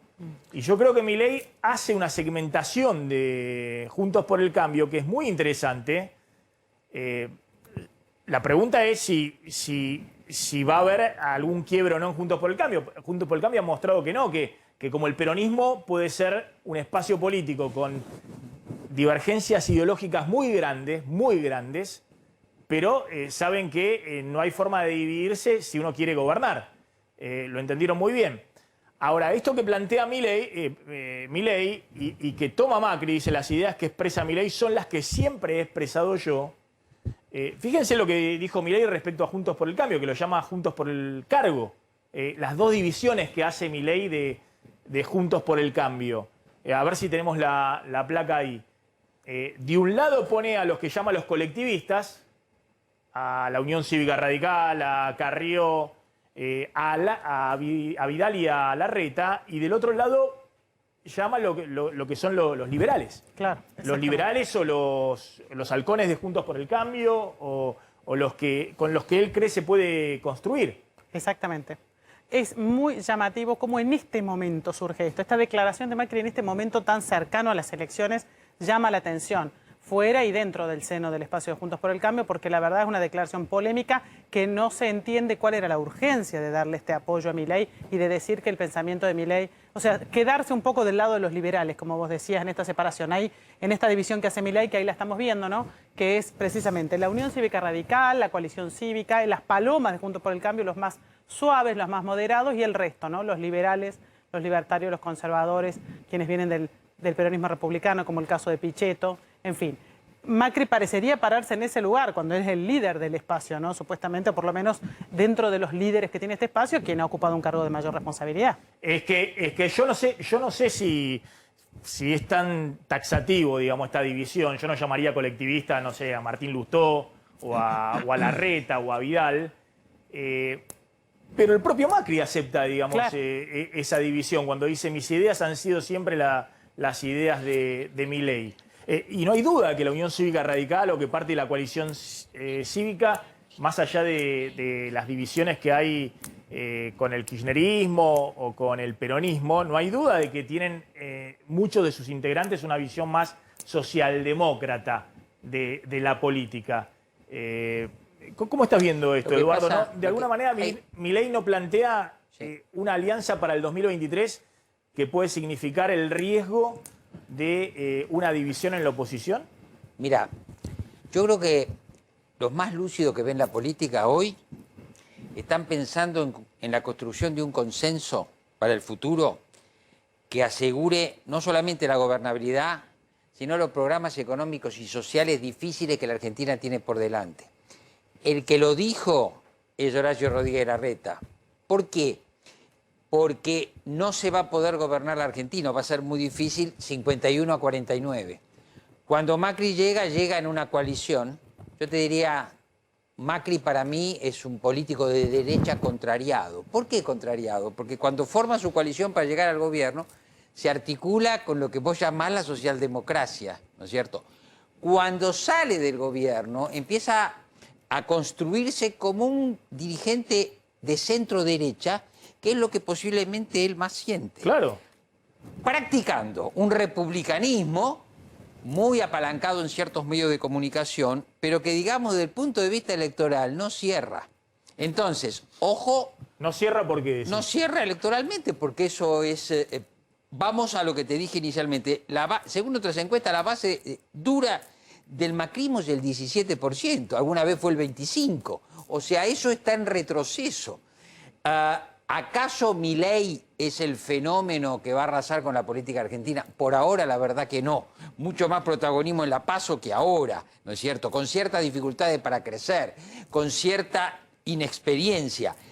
Entonces, atención, porque hay, y vos lo adelantás, hay miradas convergentes en el peronismo no kirchnerista, en el radicalismo y en juntos moderados. Y por otro lado, hay... ¿no es cierto?, una convergencia eventual entre Milei y entre los duros de Juntos por el Cambio, donde se está autoubicando Macri. La cuestión es qué consenso se está construyendo de cara al 2023. Macri cultiva su eje, Cristina cultiva, suponemos, su propio eje también, pero son dos figuras, me canso de decirlo, que hace años que tienen más del 55% de imagen negativa en la opinión pública. Ahí yo quería hacerle una consulta, Eduardo, porque dijo que fidelizan el voto propio, pero por otro lado espantan el voto independiente. ¿Es posible saber en qué porcentaje Macri y Cristina espantan cada uno al votante independiente? Estrictamente decir el porcentaje, no. Pero está claro cuando uno ve el ranking de imágenes, ¿no es cierto? Donde María Eugenia Vidal y sobre todo Horacio Rodríguez Larreta tienen una imagen diametralmente mejor que la que tiene Macri y en este caso la que tiene Cristina. Ahora, es complejo, porque cuando uno ve el ranking de imágenes, ve que hay una figura que es Rodríguez Larreta y secundariamente María Eugenia Vidal, que tiene imagen positiva en la sociedad. El líder histórico de ese conjunto, que es Macri, tiene imagen negativa. Ahora, cuando lo vemos del lado del gobierno, casi tampoco quedó nadie en pie después de la PASO. Entonces ahí está. Ahora vuelvo. Yo creo que Macri está desarrollando su interna para 2023 cuando hace claro. Si de paso captura algún voto hacia la derecha, puede ser, pero está mirando al 2023 y bueno, con cierta, yo diría, irresponsabilidad. Vos decís porque compromete el armado más amplio que está tratando de hacer Larreta. Por supuesto, y a ver... Es decir, el peronismo se ve desafiado no solamente por el PRO que tiene un armado en todo el país, sino por la Unión Cívica Radical, digamos, por esa alianza, por eso el peronismo se ve desafiado en todo el país. Acabo de escribir algo que no lo inventé, porque cuando escribo, como hacen todos, en función periodística buscan información. Junto por el Cambio, en esta coyuntura electoral, te diría que hay una amable tolerancia con Macri, pero yo no sé si esa tolerancia va a seguir indefinidamente. Por eso, ojo que acá el punto principal, más allá de lo que diga Milei, que Milei está haciendo bien su juego, sí. No solamente desde el punto de vista electoral, sino también, yo vengo diciendo que Milei también ve mucho lo que ocurrió con Trump, que terminó que era totalmente marginal y terminó copando el Partido Republicano. El gran viejo partido, digamos, el partido más tradicional de los Estados Unidos, y lo terminó copando Trump. Y nadie creía que podía Trump ganar las primarias en el Partido Republicano. Hay mercado, claro, hay mercado. Claro. Pero más allá de eso, que por ahora parece lejano de Milei, que te salga el expresidente que lideró al partido mayoritario que desafía al peronismo a decir que piensa como vos, es una señal muy fuerte para el resto de los socios. ¿Vos sabés una cosa? Fundamentalmente para el radicalismo, para la coalición cívica, para Lustó, para Juez, para Larreta, para Vidal, que están construyendo no solamente desde el punto de vista del armado, sino desde el punto de vista ideológico, quieren hacer una coalición bien de centro, Exacto. Y además te agrego algo, y es paradójico. El republicanismo que dice representar Macri tiene sesgos autoritarios. El episodio del micrófono es un reflejo extraño como explicación. Es un gesto autoritario. La irrupción de Macri en estos términos, en una campaña, para pegarle directamente a Rodríguez Larreta y lo que quieren ir al centro, y yo te diría que no es un gesto de consenso, no sé si autoritario, pero en tal caso muestra un perfil que es un perfil que el expresidente posiblemente tenía controlado, pero ahora se manifiesta. Lo mismo que sus opiniones en términos económicos. Muchos dirigentes que han sido de centro en el gobierno, después se vuelven, ¿no es cierto?, de derecha si previamente lo eran, que es el caso de Macri. Lo retomamos en otro momento, pero es interesante lo que vos decís. Yo creo que más allá de su estrategia política, Macri cree que efectivamente él perdió una oportunidad porque no gobernó como él quería. ¿Y cómo quería él gobernar? Y bueno, un poco las ideas que plantea Milei. Porque como decís vos, gobernó con Marcos Peña, jefe de gabinete, que tenía una idea socialdemócrata, entre comillas. Peña y Durán Barba le aconsejaron el gradualismo. Y cuando terminó su gestión, cuando ya no tenía más nada que hacer, más que defender su capital político, se abrazó a una bandera totalmente distinta de lo que era su discurso previo. Tal cual. Y le fue bien para posicionar un partido político de oposición. La pregunta es si eso alcanza para posicionar en el futuro una alternativa de gobierno que después pueda gobernar. Macri tuvo un mérito, que es el 41% que se quedó con él, que votó por razones no económicas, sino políticas. El problema es que un gobierno que no reelige y un presidente que termina con un relativo fracaso, no se recompone fácilmente. Y este es el punto. Le aparece una interna compleja. Tiene interna compleja Rodríguez Larreta, porque lo desafían los radicales. Imagínate dónde quedó. No, y además porque necesitas, para el 2023, si alguien quiere ser alternativa al peronismo, sin duda necesita de todo lo que no sea el peronismo. Necesita de la Unión Cívica Radical, necesita de la coalición cívica, necesita del PRO, es decir, necesita hacer un armado muy amplio, porque si no, es muy difícil poder ganarle una elección nacional al peronismo. Pero después necesitas gobernar. Y para necesitar gobernar también necesitas el armado muy amplio, que es un poco lo que plantea Larreta, que está pensando no tanto en cómo llegar, sino en la preocupación de qué haces cuando llegás. Yo te voy a diferenciar. El problema es que si estuviéramos en Alemania o en Suiza, lo que tenés que hacer es administrar. Acá tenés que gobernar, porque tenés que tomar decisiones muy delicadas para cambiar todo lo que vos contás todos los días y cuentan ustedes en este programa. El desastre económico y social de la Argentina. Para eso hay que gobernar y hay que obtener consensos amplios. No alcanza con 49 a 51. Tampoco lo vio Macri cuando él ganó con esa cifra. Voy a ir con el tema medicamentos. Les pido después que después del corte armemos el tema Brasil, de lo que sucedió con Brasil, empresarios argentinos allá en Brasil. Lo vamos a armar después de la tanda. Pero ahora vamos a hablar un poco del tema medicamentos. Claudio, resumime cómo está esa negociación entre el gobierno y los laboratorios. Y a las 6:30 de la tarde en el Ministerio de Salud, justamente, allí la ministra Carla Bisotti, ministra de Salud, y el secretario de Comercio Feletti se van a reunir con los dueños de los laboratorios, las cámaras, y así, digamos, con el transcurso del correr de las horas, digamos, el gobierno parece dejar de lado la idea de ir a un congelamiento compulsivo en el precio de los medicamentos y se inclina más por llevarle hoy una propuesta a los empresarios de armar una canasta que se terminará de definir esta tarde, una canasta de medicamentos, muy probablemente, obviamente, los más vendidos, y tratar de darle a esa canasta una estabilidad de precios. Después se verá si es a través de un congelamiento, pero hace mucho hincapié en que en un acuerdo de precios, en un acuerdo, digamos, en un consenso, no como ocurrió con las alimenticias, que directamente se impuso el congelamiento de una canasta que no terminó de ser consensuada. Por lo menos es lo que dicen ahora, en este momento, desde el gobierno. Y la otra cuestión, la segunda clave para la reunión de esta tarde, allí en Salud, es el relanzamiento de la ley de genéricos, una ley que funcionó muy bien a partir del año 2002, 2003, cuando fue sancionada. Con el correr de los años tiene poco cumplimiento, se dejó un poco de lado, y bueno, el gobierno le quiere dar nuevo impulso en consenso con los empresarios. Un poco de esto se va a tratar la reunión que a partir de las 18:30 se va a llevar a cabo ahí en el Ministerio de Salud. A ver, el tema acá, más allá de la reunión entre la ministra Bisotti y un secretario de Estado como es Feletti, digamos, porque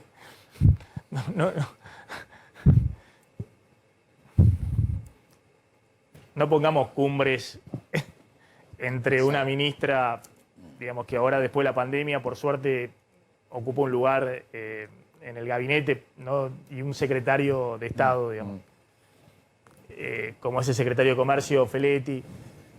El tema principal es qué pasa con los precios de los medicamentos. Y escucho opiniones, incluso algunas cercanas al gobierno, por eso el gobierno empieza a dar marcha atrás con esto del congelamiento de precios. El mercado de los medicamentos no es lo mismo que el mercado de la leche o de la banana o de las galletitas, donde puede haber un mercado competitivo y donde el consumidor tiene toda la información de la galletita, de la leche o de la banana que quiere consumir.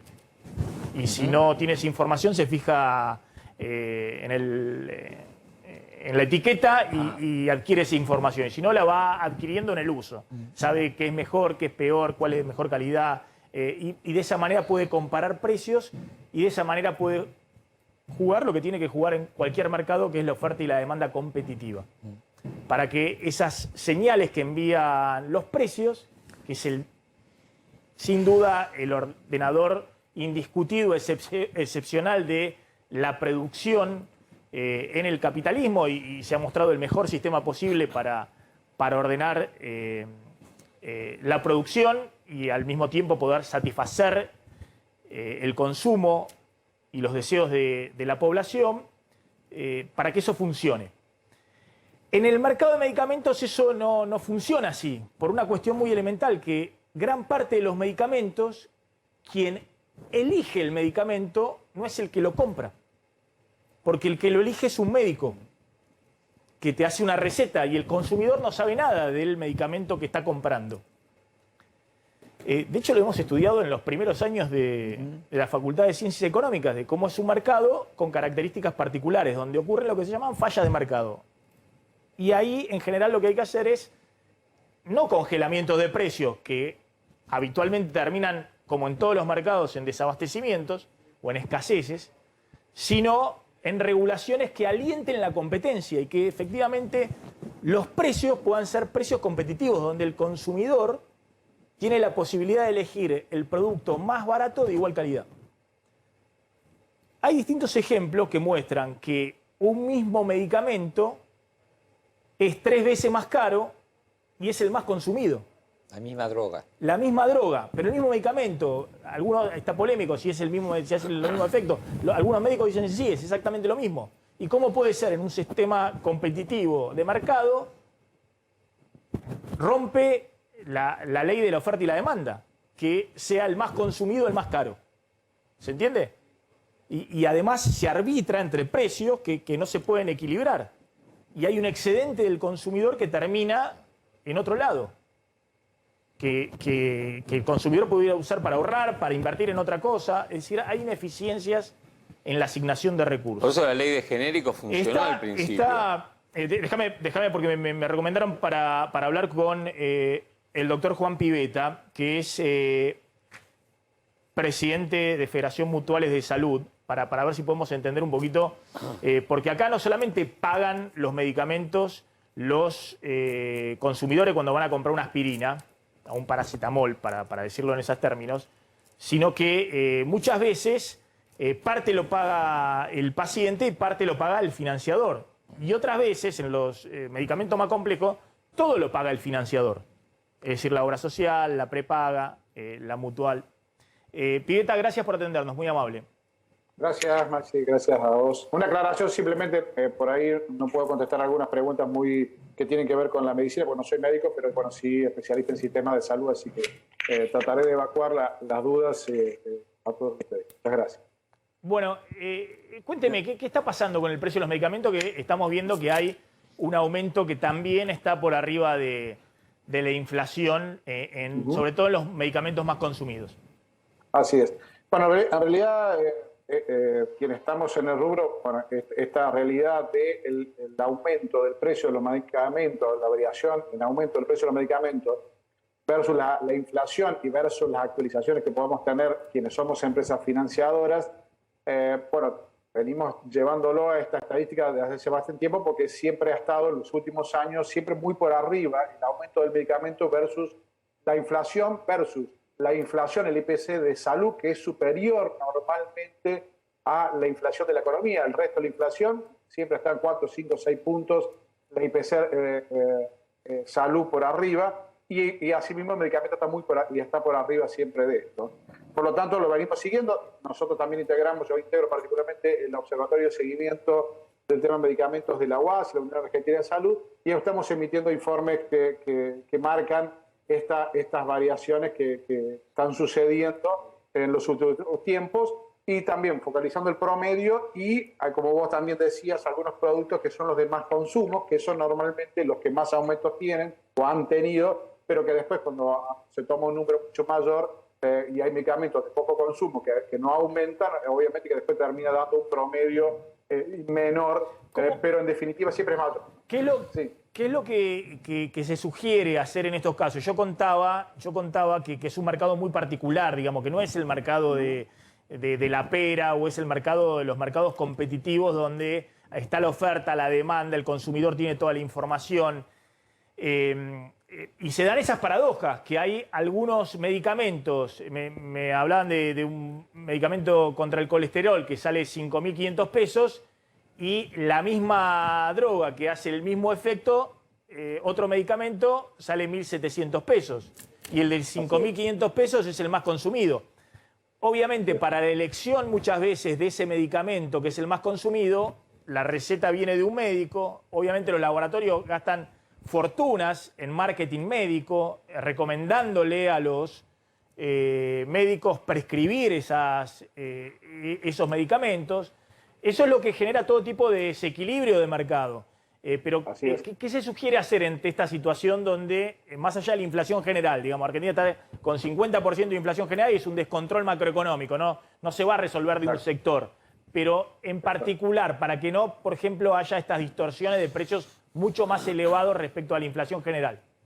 Exacto. Vos bien lo planteabas, hay distorsión, hay diferencia, no distorsión, diferencia de precio de la misma droga con distintos laboratorios. En Argentina puede haber 3 o 4 veces diferencia, digamos, entre un mismo medicamento de distintos laboratorios. En Argentina eso pasa. Nosotros hicimos también un estudio hace poco de la Unión Argentina de Salud en donde hacíamos la comparación de cuánto valía un medicamento en Estados Unidos versus, digamos, en Argentina comparado con el nivel de ingreso que puede tener un ciudadano. Y aquí es mucho más caro aquí en Argentina era mucho más caro que en Estados Unidos. No solamente en el mismo laboratorio, sino en distintos países. Evidentemente que acá vos lo planteás claramente, acá hay una cuestión central, hay alguien que prescribe, que es el médico justamente prescriptor, que es el que determina cuál es el medicamento que va a tomar o tener que aplicarse para determinadas patologías.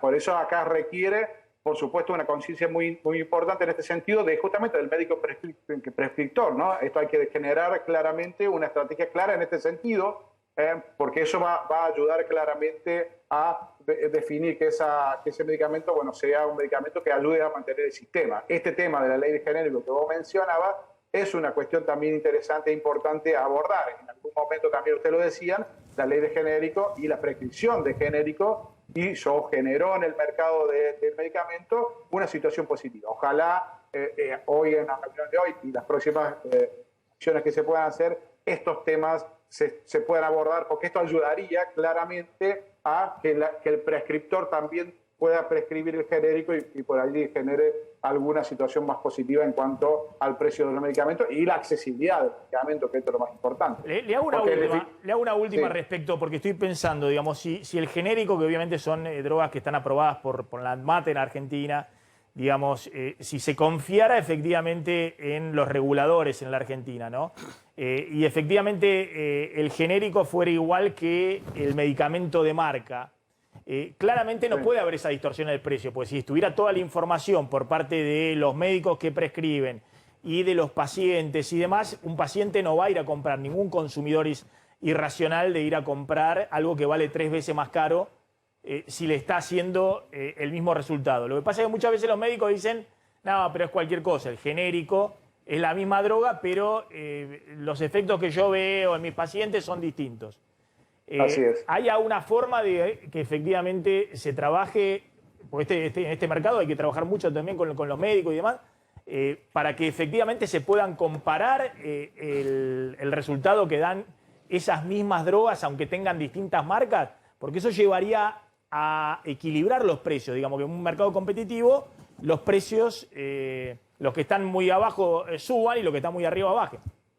Bueno, acá hay una cuestión que vos planteás que es muy central, que es trabajar mucho sobre la evidencia científica y los resultados verdaderos, los resultados de la eficiencia de los medicamentos. Esto es central, porque lo que vos planteás es, ante la duda, por supuesto, un médico dice, bueno, yo voy a prescribir la droga, digamos que tenga mayor evidencia científica, ¿no? Y a veces, al no haber esta amplitud de estudio de evidencia científica, ni siquiera a veces por la propia industria, indudablemente que se produce lo que se produce. Acá hay que trabajar muchísimo sobre la evidencia científica. Pasa mucho también, no solamente con el medicamento oculatorio, que es este que estamos hablando nosotros, sino el tema todo lo que es alto costo. Evidentemente, todos los medicamentos, a ver, hay una cantidad de medicamentos que son de baja incidencia y alto costo. Evidentemente hay que trabajar muchísimo sobre la evidencia científica y la prescripción médica tiene que estar muy basada en la evidencia científica, que muchas veces no está claramente basada en esta evidencia científica y por ahí se producen estas prescripciones que por ahí están generando un desfasaje muy importante. ¿Por qué? ¿Qué pasa, Maxi? Hay una cuestión que quería comentarle. El tema de la incidencia del medicamento en la totalidad del gasto prestacional, ¿sí?, de cualquier empresa pasó del 20-22% de la total del gasto prestacional al 33 a 35%. Claro. Gran parte de esto es ambulatorio y una parte también es de alto costo. Evidentemente que mayor porción del gasto está en medicamentos, está generando también en alguna medida el desfinanciamiento del sector financiador y el desfinanciamiento del sector prestador. Bien. Claramente las medidas no son, imponer, sino mesas de acuerdo y consenso para lograr un sistema sustentable en donde, bueno, obviamente que haya una prescripción consciente, donde haya un sector prestador sustentable y un sector financiador también. Bien, Pivetta, muchas gracias, muy amable. Muchas gracias, muy claro. Ahora voy a resumirlo muy brevemente. Dejemos de lado a los dirigentes políticos de uno y otro partido, que siempre los laboratorios terminan financiando campaña política y tienen intereses condicionados. El de este gobierno, el del anterior gobierno, el del anterior y demás. Pero acá es muy interesante porque se puede regular también desde el punto de vista del mercado. De un lado están los laboratorios, que obviamente si pueden sacarle la mayor renta al mercado, se la sacan, digamos. En la Argentina, en la China, en cualquier mercado. Y del otro lado, lo interesante es que no están solamente los consumidores, los pacientes, sino que están los prestadores de salud y los financiadores de la salud, que son las obras sociales, son las prepagas, en el caso del PAMI también. Entonces, acá es muy interesante porque también hay un conflicto de intereses muy grande, de empresas muy poderosas, no solamente los laboratorios, que son muy poderosos, sino que también del otro lado, los que no quieren pagar más son los financiadores de la salud, las prepagas, las obras sociales. Bueno, el PAMI, que tiene obviamente una conducción política, y en el medio están los consumidores. Claramente, la fórmula no es el congelamiento, porque eso no sirve de nada, te lo dan vuelta en 2 minutos, te cambian los envases de los medicamentos, hay una cantidad de medicamentos que es imposible controlar, de eso se está dando cuenta Feletti. Ahora, hay políticas inteligentes para hacer, aprovechando también el poder de mercado de los financiadores. Y en esas negociaciones, obviamente, hay posibilidades también de dotar de mayor información al consumidor final, que es el paciente, pero que, insisto, ni elige y paga parcialmente. A veces paga una parte, otra parte la paga el financiador, otra vez paga todo, otra vez no paga nada.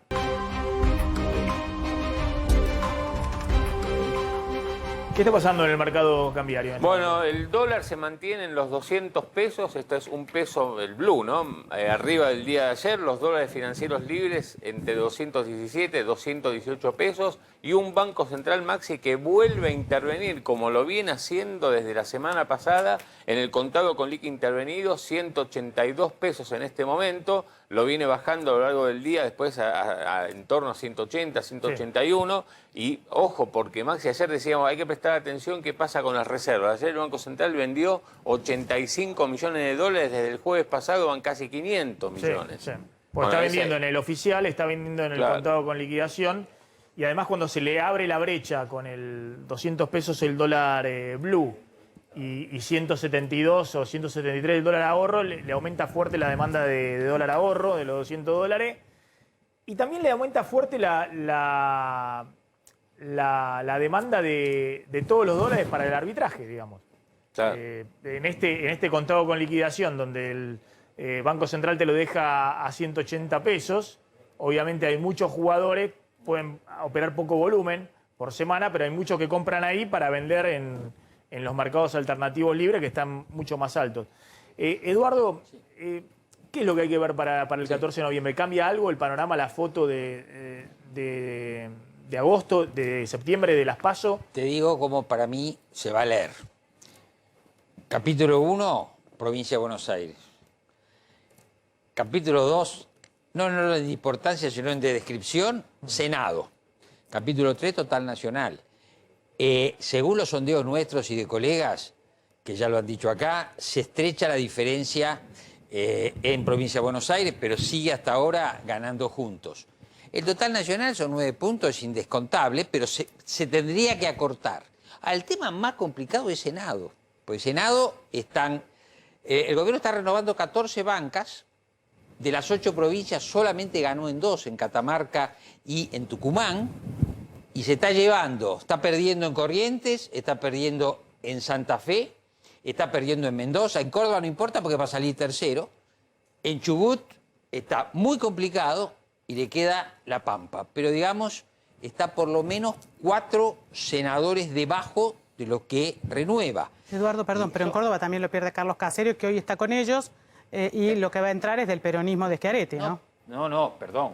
Estoy hablando del gobierno. Salen terceros. Por eso digo, el gobierno sale tercero, no se lleva a nadie. Pierde además un senador. Exactamente. El peronismo de Schiaretti va a tener el senador, digamos, del segundo. Para vos eso es lo relevante, ver si efectivamente el peronismo por primera vez no alcanza el quórum. Bueno, claro, pero además hay otra cuestión. En la interna posterior, porque acá se está buscando o el padre o la madre de la derrota. Muy bien, si Cristina retuviera Provincia de Buenos Aires y el Senado es una cosa, si perdiera las dos es otra.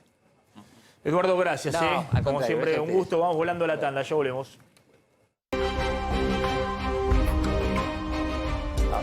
Bueno, a ver, decíamos qué pasó con el tema bienes durables, electrodomésticos. Dale. Claro, y bueno, lo que ocurre es que este año está compensando la caída muy fuerte que habían tenido el año pasado. Entonces, cuando uno vea a datos oficiales del INDEC de ventas de electrodomésticos por cantidades, te das cuenta, ves, de incrementos fuertes, pero que, atención, contra el año pasado, pero en un 2020 donde habían caído, salvo estaban en el piso total. Entonces vos tenés teléfonos celulares 62% de incremento, en el caso de calefactores y estufas 32% de incremento, en el caso de cocinas también. No tenés contra 2019, ¿no? No, pero lo que marca, lo que te puedo decir es que, por ejemplo, mira, acá tengo los datos. En caso de secarropa, lavavajillas, heladeras, lavarropas, habían caído 32%, y ahora recuperan parte lo que había caído el año pasado, y así con todos los rubros. Bueno,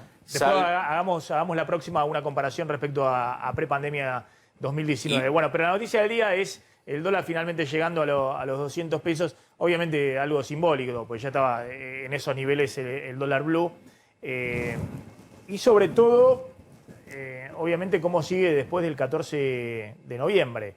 El gobierno va a seguir con esta estrategia toda la semana próxima. Está poniendo muchos dólares en juego esta semana en todos los mercados del dólar para evitar una suba mayor. La pregunta es qué hace a partir del 15 de noviembre. Y un banco central deja de vender dólares, claro, acelera la suba del oficial. Bueno, ¿cómo hace para achicar la brecha si no vende dólares en el contado con liquidación?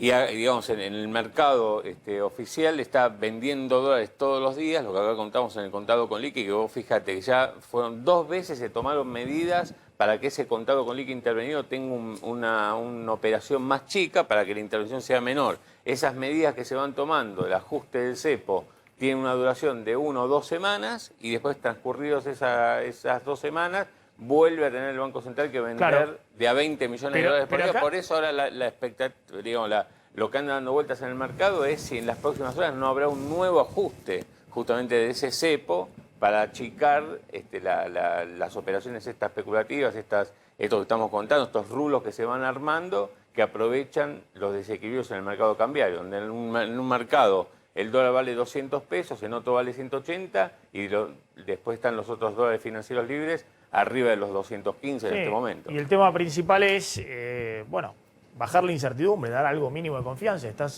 Si hay gente que compra, y sobre todo empresas, dólares arriba de los 200 pesos, que es un nivel muy alto del dólar en términos históricos, el pico de crisis decía de 2002, y siguen comprando, es porque hay una incertidumbre enorme, creen que va a seguir subiendo. Bueno, ¿cuáles son las señales que vos envías para salir de esa dinámica? Porque es una dinámica de crisis permanente. Candelaria, decías que confirmaron que efectivamente se relajan los protocolos para el 14 de noviembre, es decir, para la elección general del 14 de noviembre. ¿Va a haber otros protocolos COVID? Sí, Maxi, prácticamente no va a haber protocolo COVID, te lo digo. Nosotros lo adelantamos hace como 3 semanas ya. Aquí en el programa dijimos que el gobierno estudiaba relajar los controles y prácticamente van a desaparecer. ¿Qué se va a mantener? Va a haber que ir, por supuesto, con tapabocas o barbijo, va a haber que mantener cierto distanciamiento social y se va a recomendar el uso de alcohol en gel para limpiarse las manos antes y después de emitir el voto. Todo lo demás, las colas fuera de los colegios, esta doble fila